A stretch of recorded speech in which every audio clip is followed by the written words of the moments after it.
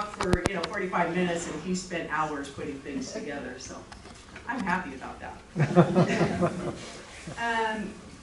Also, we do have, just to let you know, there are two board members for Always Mercy in the room. We got Pastor Peter Leddick, who's on the board, my husband, myself, actually there's three. And then some of you know Tina Pierce from before. She's the treasurer for Always Mercy. Oh, and Evelyn Zimmer-Yee is on the board for Always Mercy, and Ann Williams. So many of you know these people. And then Dr. Anita Scribner, who's an infectious disease doctor. She's also on our board. Okay. Yeah, so I have someone who's going to read for me, because he's so diligently got his Bible out, because it is a Bible study. So Mateo, these are a couple verses that have formed Always Mercy, even before we were Always Mercy, just kind of informed the work that we do over in Kenya. Be merciful, even as your Father is merciful. Luke 6:36.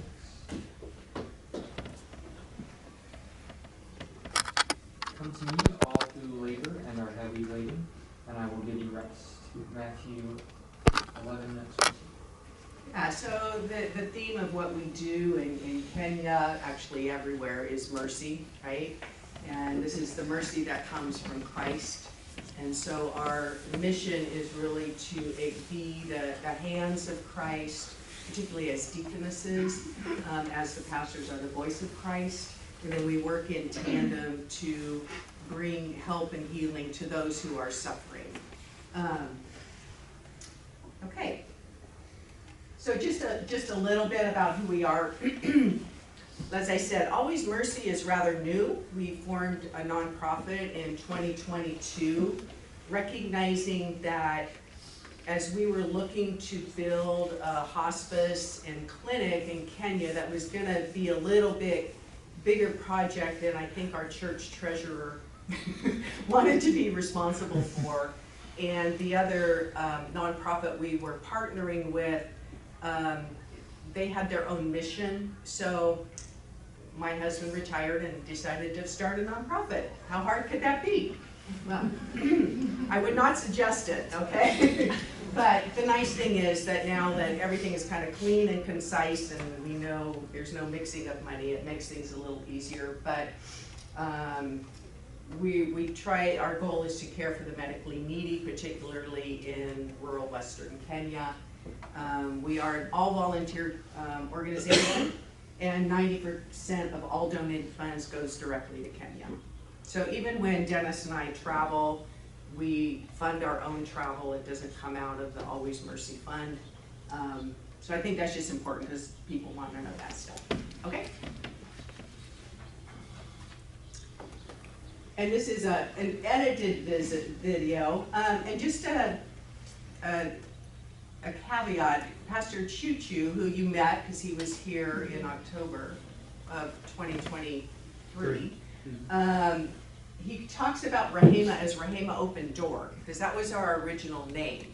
And then when we began to be incorporated with the government or get registered, they said, that doesn't really say who you are. You need to be a little more direct. So we're now Rahema Hospice and Clinic, but you'll hear him say Rahema Open Door because that was our original thing. And Pastor Choo-Choo is a Lutheran pastor in the Lutheran Church of Kenya, and he's director of Diaconia Compassionate Ministries, and I think he started that in 2002.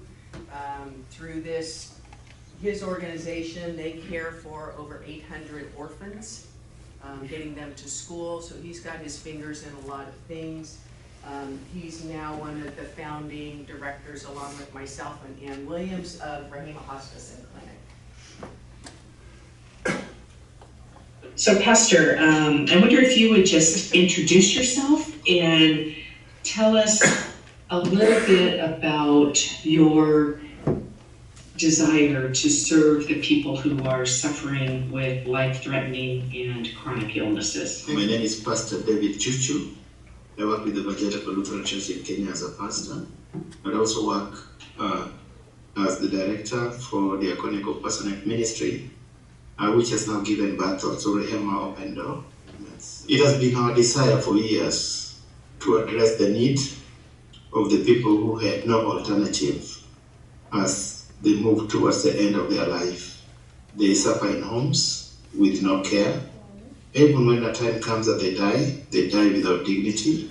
And therefore, as a pastor and also a minister who minister to these people in homes, as they suffer, we came with an inspiration to come up with an hospice that would be able to provide care to those that need critical community health, which is now coming up. Would be a home or a sanctuary that would provide hope to the hopeless in our midst, where people would be able to come, get skilled and professional care, and that would be able to address their needs. Okay, so just super quickly, forward. I just want to, for those of you that don't know, I originally started going to Kenya in 2006 at the invitation of Dr. Arthur Just, a seminary professor in Fort Wayne, because I'm a nurse and they were grappling with HIV/AIDS epidemic at the time. So we were working specifically with pastors and deaconesses of the Lutheran Church of Kenya to do some education and to also talk about treatment and prevention of HIV/AIDS, but also looking at the stigma that was surrounding HIV/AIDS and how people were really treated as lepers back in the day. So how does the church specifically deal with that and provide mercy and compassionate care to people in the midst of misinformation and fear? So that's where I started. At that time, HIV/AIDS devastated Kenya, leaving about 1 million children orphaned. So that's, you can imagine, since 2006, that those effects are still being felt today. HIV/AIDS is still the #1 cause of leading infectious disease and death in Kenya. And then just from my visits, I began to notice that there was a lot of other kinds of illnesses that people were experiencing, where we in the States can easily get health care. Even if we complain about the cost, we do have access to health care. So things like respiratory diseases, diabetic wounds that don't heal, dementia sufferers, there is just not a lot of help for people like that. And then people also are reluctant to seek medical care because, one, they don't want to get a diagnosis that might not be palatable. And so they just, or they can't afford to go, or they can't get there. So often by the time that they present to a physician, and especially if they have something like cancer, it might be stage 3 or 4. And then the other taboo is if the doctor says you have stage 3 or 4, or you hear the word cancer, then they go get a different opinion from a shaman or someone else because they just, there's too much stigma involved in having one of these diseases. Or they think that if we talk about a serious disease or death, it makes it happen. So they're it's kind of this double whammy. Doctors don't want to be upfront about what the diagnosis is because they don't want to get labeled as being that cancer doctor, the death doctor. So you get all of this kind of crazy hidden stuff. But at the same time, you have people suffering in their homes or presenting at the last minute wanting to get care. And so then they're doing all of this, if they can get there, chemotherapy, radiation, they can't afford it, and they may end up selling their property to fund their medical care. So you can see it causes this great financial burden, and then unnecessary suffering along the way. So some of the medical challenges I think I've talked to you about before. One, it's can be hard to get care, and then things are crowded. Pharmacies, even in the government-run hospitals, run out of medication. Patients are often far from their families when they go to get care, so they're by themselves. Transport is expensive. There's not many doctors, and if you're a nurse caring for patients in a government hospital, you may have under 30 patients under your care. And they're all mixed up. So there's oncology patients and regular medical surgical patients, diabetic patients, all, so there's not a lot of comprehensive care given. Facilities aren't really good. And just quickly, some of you know this, but palliative care is what is administered to someone who has a serious chronic disease from which they won't, there's no cure. So even diabetes could be it's a chronic condition, multiple sclerosis, dementia. So it doesn't mean that they're at life's end, but perhaps during some kind of crises, they might need some care to stabilize them, to keep them going. So that's part of what we would provide. And then hospice care is typically for people with a diagnosis of a terminal illness and less than 6 months to live. Okay.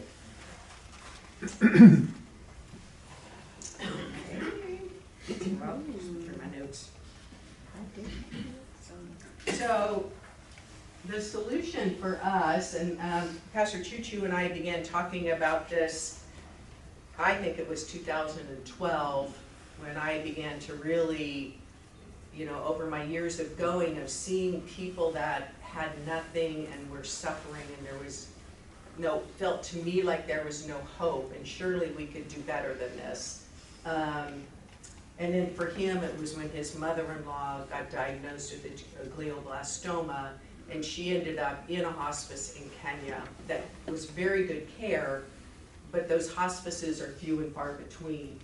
So this is actually Rahema Hospice and Clinic is a reality. At the end, I'll show you a video of when we were there just in January, and I think you'll see the look on my face. I kept saying, wow, what? I was a little jet lagged, but God is merciful and does great things beyond our comprehension. And I'm just so grateful for what has been happening. And so some of anything in the white, just plain white, white are the lettering. things that we already have. Yeah. So since I've been there in 2022, we had a will. We drilled for water. Nothing else was on the property. We now have a front gate. We've got security walls. This is our future chapel, the big focus point of our whole campus. The clinic building is open. Radiology is open. Don't have equipment yet. We have a new case board. In the back, we've got 3 really super nice self-contained rooms for our staff who have to do call. So we have a hospital, so someone's on call 24/7. And then in the back, we've got our kitchen and laundry facilities that are built. So it just is pretty amazing what has been done. The things on the right are what we're looking for in the future. We do have spiritual care right now, but we need to expand counseling services and possibly include legal services. Right.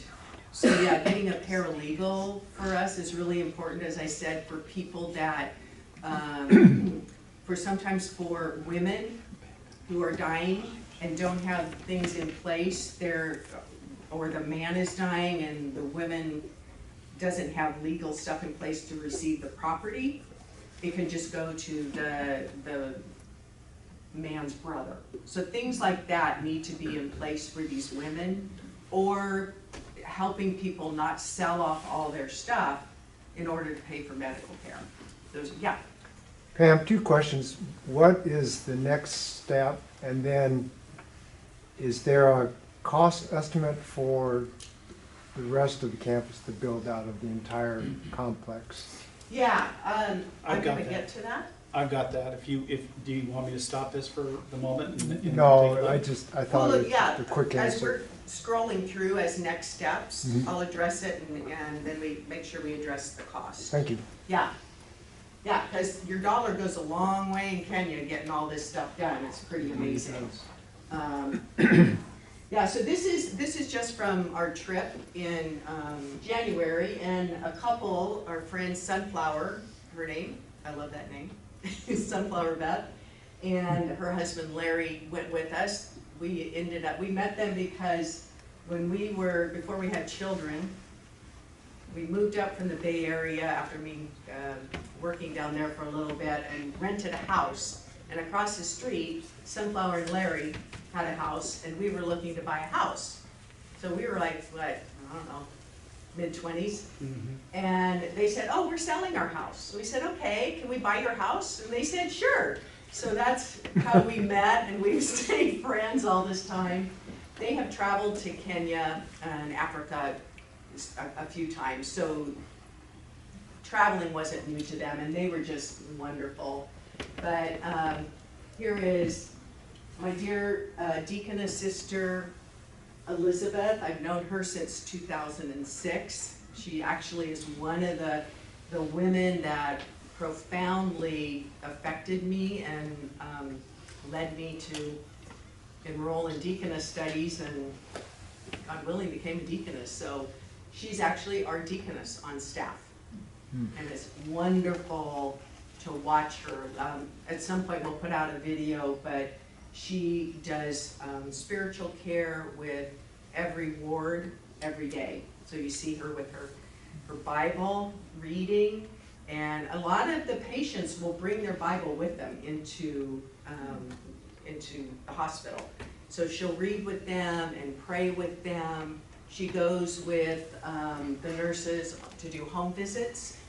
We also do have a chaplain, Pastor Isaac Gaga. Both of these people have been through our palliative care training. So that's very, very important for us that they are trained in palliative care.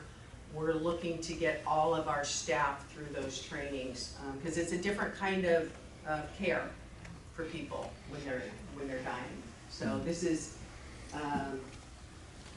2 of our nurses, and then one of our palliative care patients, well, 2 of our palliative care patients. So we got to actually see them and visit with them. That was really fun. And then one of the jobs that Dennis and Larry got to do is get these curtain rods hung. And you see the guy drilling up here? Okay, so this is basically concrete or rock with, I don't know, what do they put over it? Some kind of... It's like plaster. Like plaster. But in order to drill into that, you're drilling into the concrete. It's a concrete drill bit. It's a concrete drill bit. And how many of those did he drill? 46?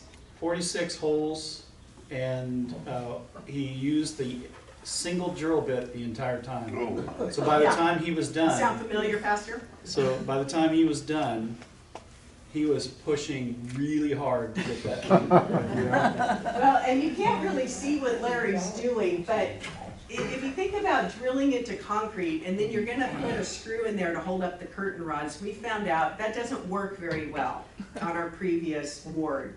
So then Simon, the driller guy, goes outside and cuts down some little tree, gets these twigs because they're skinny, and then what does he do? Cut them into... He cut them in 4-inch pieces, and then brought them inside, cut them up into smaller pieces, and then handed them to Larry, and Larry would whittle them down Like with with an awl, a very sharp awl. And then those got shoved in the holes, and then he would just break it off. But now we have something to drill to hold the curtain rods in. But yeah, so poor Larry, at the end of the day, he whittled out 46 of those pieces. But you can see it, this is a brand new ward I'd never seen before. And all of these beds were donated by a young lady out of a Lutheran church in Boise, Idaho. That, when she was in 3rd grade, heard me talk about Kenya at Pastor Leddick's church, Messiah. Yeah, and hopefully she's going in October, but she was so moved by it, she donated money for the beds are there. So that was one of the big projects. And then hanging privacy curtains, so each bed will have its own privacy curtain. And all these little tiny hooks had to be put in there, and so that's another thing Dennis and Larry got to do. Yeah. One of my jobs was to, well, this is very nice and clean now. This is the medical supply closet. When I walked in, there was just boxes and suitcases and stuff everywhere, and I was just like, I sent a picture to Ann Williams, and she was just like, I think I'm having palpitations. It was pretty wild. So what we did is most of these supplies are donated. So when I go, I tend to take stuff with me. And over the years, you know, we've had lots of supplies. So we put everything out on a table, got it all organized, and it took 2 days, but this is almost the end result. And then I had some of my Deaconess sisters show up, and we all got it done. This is just touring the new ward. We've got walkways now between all of the buildings. A birthing couch. So if you have a clinic, especially of our level, the nurses, you have to have a place to deliver babies. And nurses there deliver babies. They're not a midwife, they just are trained in how to do that. So you have to have a specific place for that to happen. And we are, I think we delivered 6. Because people now are hearing and they want to deliver with us. And so we have an ultrasound machine, beautiful room, a little bassinet, which is cool. And then this is just some of the things that we're going to need. We have 26 hospital beds right now. 6 are solely dedicated for palliative care, but that can spill over into the other wards.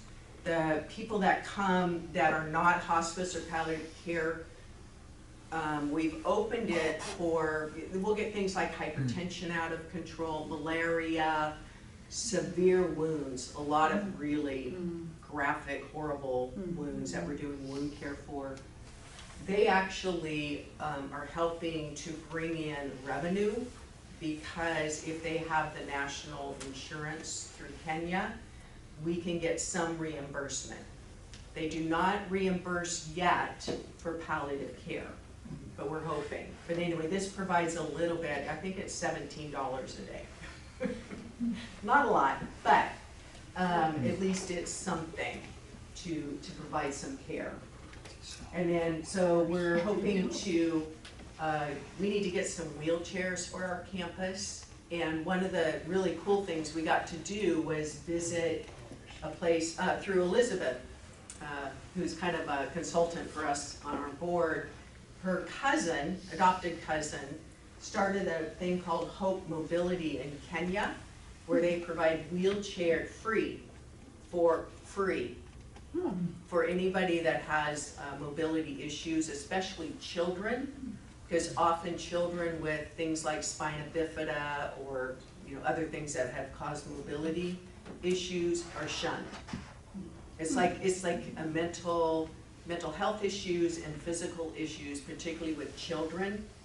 They often, families will just hide them in the house because they don't want others to know. So being able to get them out is a huge deal. And so we've toured this facility in Nairobi, at the last minute. So we're gonna hopefully work with them and see what they can do for us. We need to hire 3 more staff members, a site director, someone to deal with an insurance, a nurse. We also need to get a pharmacy tech so that we can get that fully certified and registered. We are administering oral morphine, which is one of the ways to control pain there, but we need a pharmacy tech to really be a little more safe on that. And then we want to expand our home health services, so that would probably require another nurse. Eventually get an ambulance or patient transport. That's only $50,000. And then continue to update our staff on palliative care. Yeah. Deaconess, could you tell me, is that a new ambulance or a 10 or 12-year-old ambulance? Well, I don't know yet. It's not 10 or 12 years, it's probably about 4 years old. And 4 years. You can actually get one for 50,000? Yep. Wow, I'm impressed. Is that good? You get it from Dubai. They have their ways, I guess, I don't know. Well, I don't know, but the tax coming into Kenya is very, very expensive on automobiles. Oh, interesting. It's triple the price. If you buy a car here, brand new for 50,000, it would cost you 150 in Kenya. Oh, wow.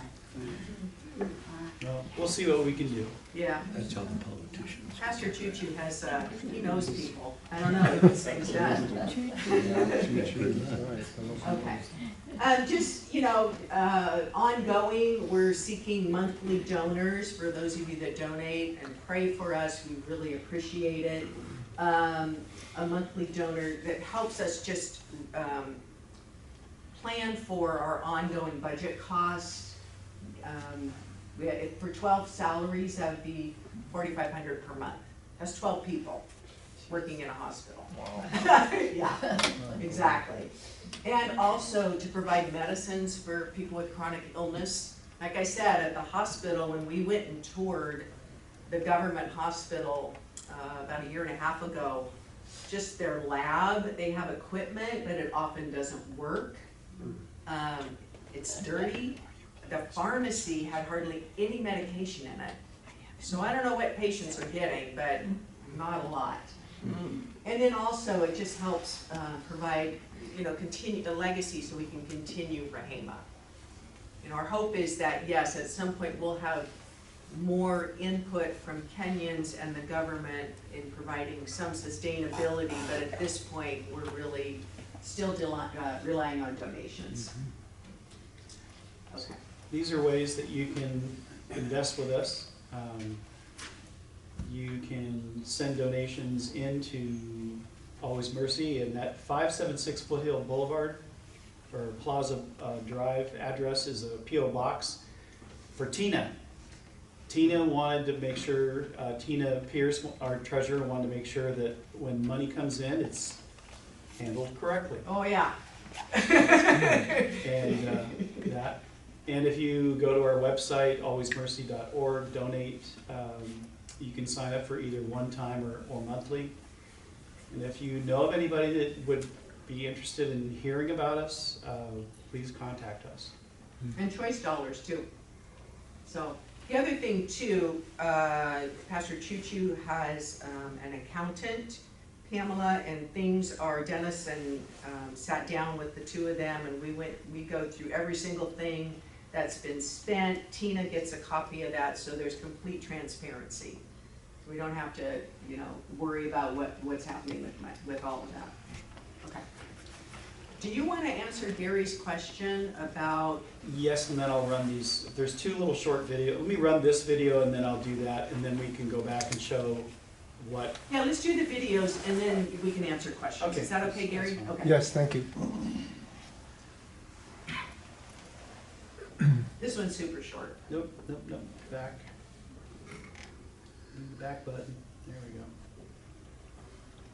This is why I don't run this.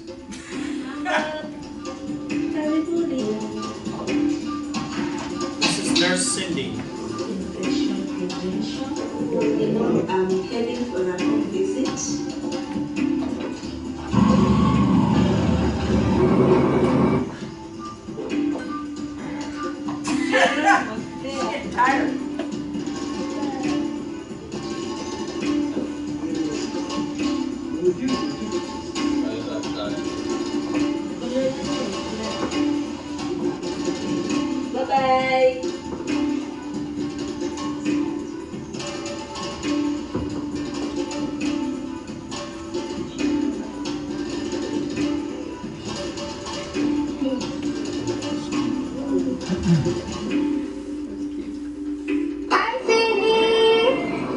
And she's a kick, man. Every time we see her in a picture, she has different hair.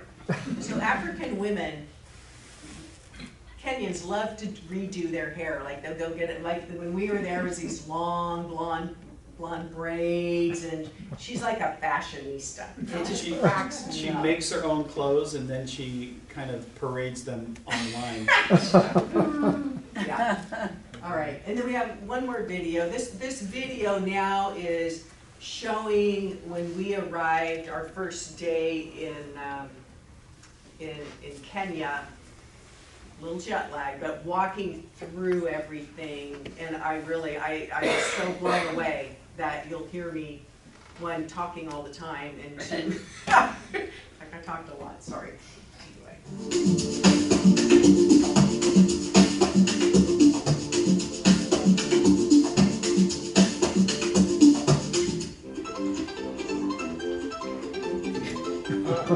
It won't all be like that.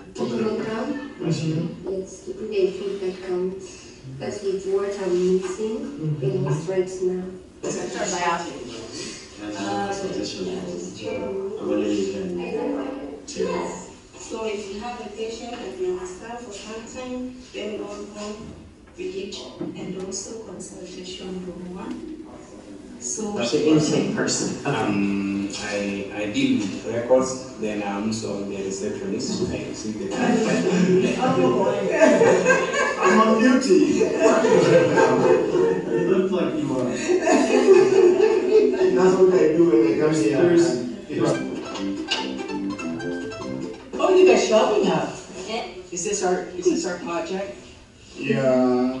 Maybe? Yeah, so this is our main stop. Actually, this is where we keep all our things.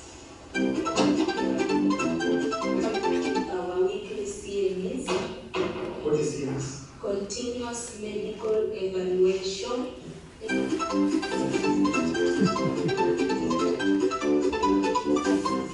It's from here. Yes, we discussed from here. Actually, what we just added is this one here, so that we keep it locked. And for the fridge, because we also have some drugs that should be kept in the refrigerator all the time. Otherwise, everything has remained the same. We dispense from here. We also have each and every drug that we may need for our patients.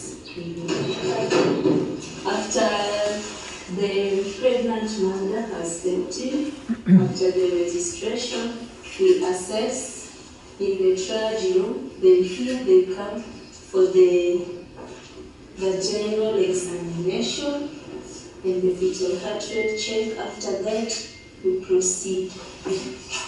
Yeah, you have to be specially trained, like a midwife. Yes. That's nice. I bet the moms are so happy to be here compared to some of the other places. You don't want to go there. Oh, don't they? You got specialists there? No, I want to deliver here. Yeah, no, it's beautiful here. Oh, look at how nice this was. Oh, patient. Yes. Actually, this is our main general ward.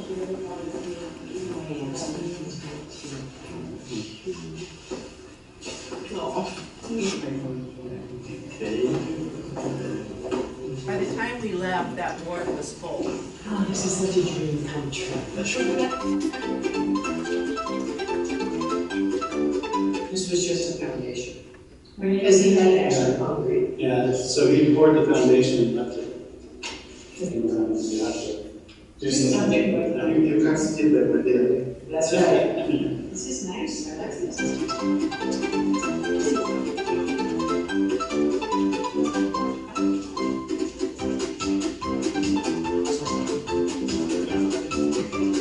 Oh, so you can see. Okay. Oops, sorry. So the depths do you have, Susan? Okay, not just here, but in the whole. Remember, you asked me how we look at, how the nurses see the other side, so I listened. Remember when you were doing that other hospital before, it wasn't, and we were talking, I said, the most important room in your hospital is the nurse's station. Yeah, so, that is a true, it's very true. They will sit here. That's the new women's ward. Especially if they're overheating from the fever a little bit, to cool them down, get some air, might be. If you happen to be. On the other side is our pediatric, temporary pediatric. Stunning. See, when I don't come for a long time, maybe I should stay away longer, and then you get all these things done. You get something new. Oh, wow. So this is new. The foundation was on that, and then we added this one. Yeah, this is all. Oh, this is all, you haven't even seen the foundation. No. None of this was here.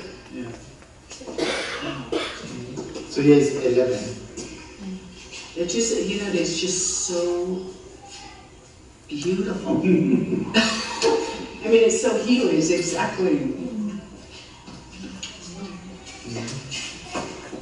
Oh, we finished this other area. Come this way.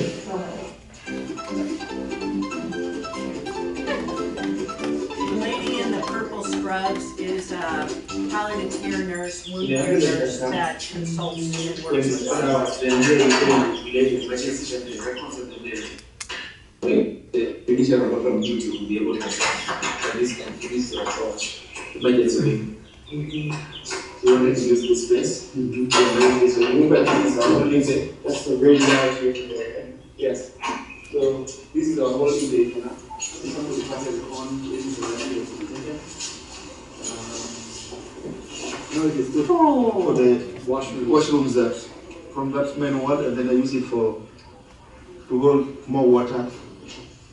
This is a palliative care ward. These on the quilts. Those are the quilts. From off in Braintree. Yeah. We've got that place to use them. See, you see. So this is palliative female side, we are heading to the male side. Then I can come back here and take care of patients. Do you trust me? Yeah.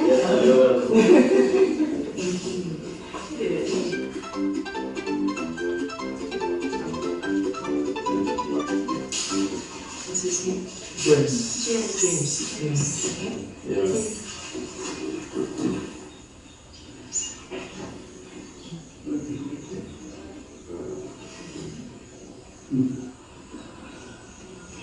They help me feel better.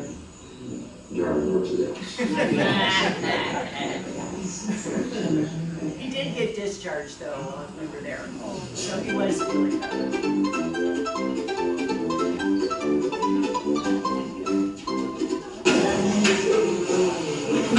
Poor East darling little children. The twins are English, Oh, these are. and the one hiding there is Swedish. The nurse's kids stay there. Stranger danger. So Cindy is. This is. Where's Come on.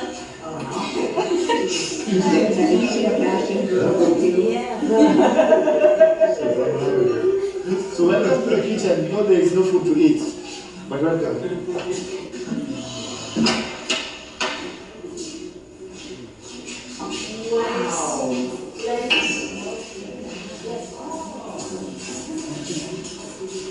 Wow, look at how, oh, you know what?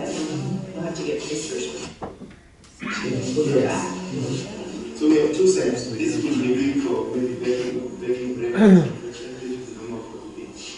But we have seen a need of using firewood, so we are just putting a place for firewood out there. To go outside? Yeah. Yeah, why not? Take Thank you so much.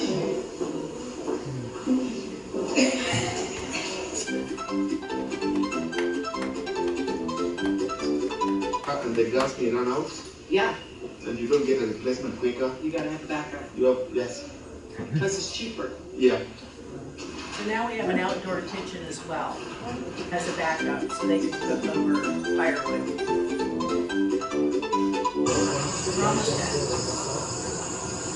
Oh, way in the back? Oh, yeah.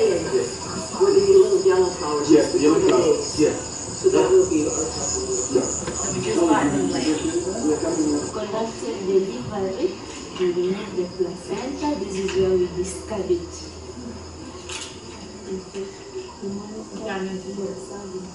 You have been buried their placenta?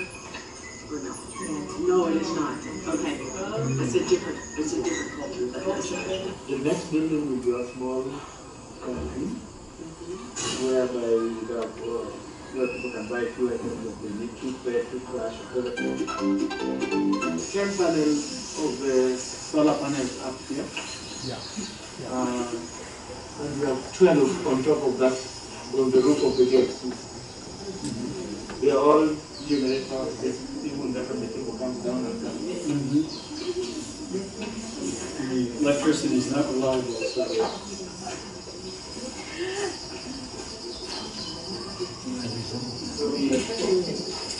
These are our batteries for the solar. And you can add more. Yeah. Yes. You can add another satellite is coming up. So we need to add one of this. So each inverter manages 5 kilowatts. kVA. So we are generating 10 kVA. So how many hours can you get out of the batteries? Can you get a full night? Yes. Most of the time, if we are not using, if we have wind storage, then we can run overnight. Okay. And we're from Pamela, and to meet you, that is the marvelous, wonderful.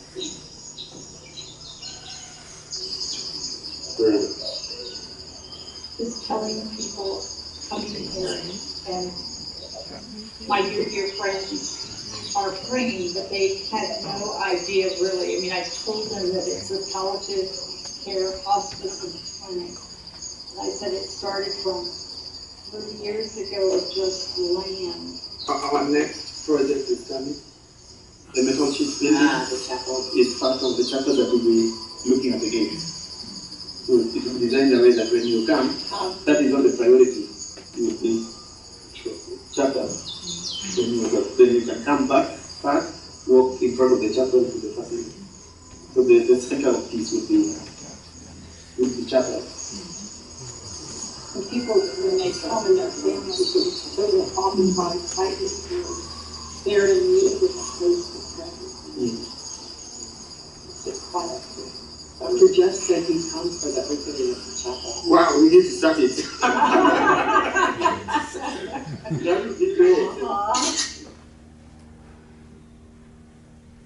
There's our staff. Morning, everyone.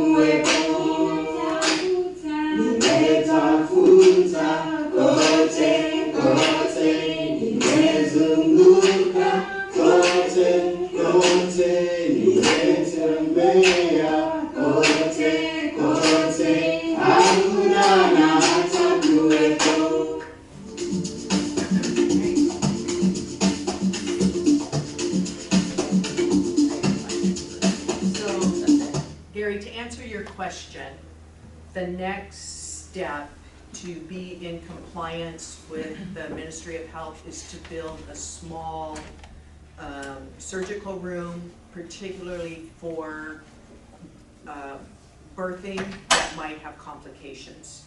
So we have to have that. It's not like a big, huge surgical suite, but we have to have a surgical room. So the thought is to build it on top of our pediatric ward, so it has a separate entrance. So that's probably our next step. Oh, here we go. Yeah, talked about that, getting the staff salaries covered, the wheelchairs, complete the land purchase, that's $4,500. That allows us to have a little breathing room and then have a place eventually for a morgue that will be income generating. Laboratory equipment, and then we need the driveway. Once all the building's done, then we will put in the driveway and then do the landscaping. We don't want to do landscaping until building is completed. And then the transport budget for, oh, here, 2025 is only $212,000. Pretty amazing. Now you had there was another part of your question. No, that, Okay.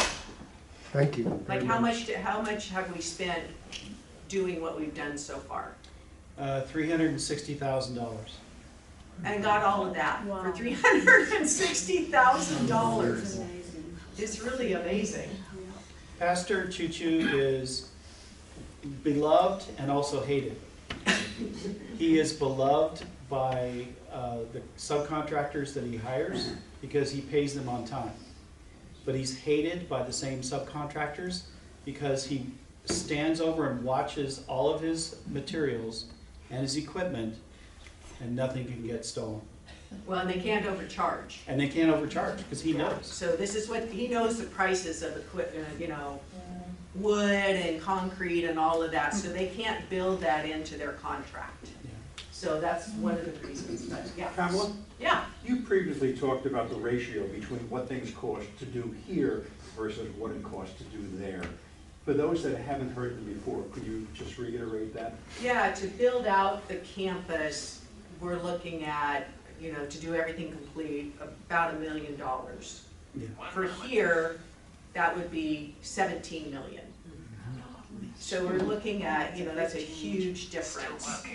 And I don't think I said it, but Rahema, which means mercy in Swahili, is the only hospice facility in the area serving 5 million people. 5 million that have, you know, otherwise they're traveling 4 to 8 hours to get somewhere. And then we also we're forging a partnership with a small, people on a small island about 3 hours away from us so that we can provide care to their patients and help with training their community health volunteers and professional staff on the island. So, you know, one thing I learned from Pastor Choo Choo is it's not just about us, right? We're here to help other people and hopefully help people replicate what we're doing in other places. And eventually, what I would love is to have the deaconesses and the pastors, the seminarians at the seminary come over and train with us. We've had a few pastors go through palliative care training, but I think for them to learn, Pastor Isaac Gaga, who's our chaplain, we interviewed him and I asked him, what did you learn from the training? And he said, before the palliative care training, he said, I was really afraid to visit people that were dying because I would just say, oh, God will heal you. But not in the expansive way of, yes, and in death, it's your ultimate healing. He said, I didn't know how to talk to people. I wasn't trained that way. So how it helped me have conversations with people who were dying, and particularly conversations in a Christological way. So he just said that, you know, all pastors should do this. We're not comfortable talking, especially in Kenya, talking about death, and to have that practical training. Yeah. So most of your patients aren't necessarily Lutheran or Christian. Correct. They're from the culture. So you have a lot of problems to overcome with the way they think. Right? Well, Or most of them are Christian. They are? Yeah. I mean, but we treat anybody Yeah. and respect where they're coming from. But one of the things we did is we had someone donate 46 crucifixes. So they're all going to be hung over beds in the room. So we are staying true to who we are as Christ-centered. That's very important for us. Yeah. Did that answer your question? Yeah. Okay. But I was also wondering about the government. Are they easy or difficult to deal with? As far as Well, you have, they require certain things, and is it clear, or is it murky? So far, I mean, they're slow. Slow, okay. But, Government's reasonable. yeah, it actually has not been bad. Pastor Choo has a lot of connections with people, and so he knows who to call to get things done. So I think for us, it's been fairly smooth. It's very smooth. Yeah, getting registrations and stuff. Anyway, thank you all for being attentive and supporting this mercy work that extends from here to Kenya. It's pretty amazing to see what's happened. Anything else? Oh, it's late. I'm running over, Pastor. Welcome to the team. Should we close with the Lord's Prayer? Yeah, let's do it. Go ahead. Okay. Let's pray. Our Father, Father, who art in heaven, hallowed be thy name. Thy kingdom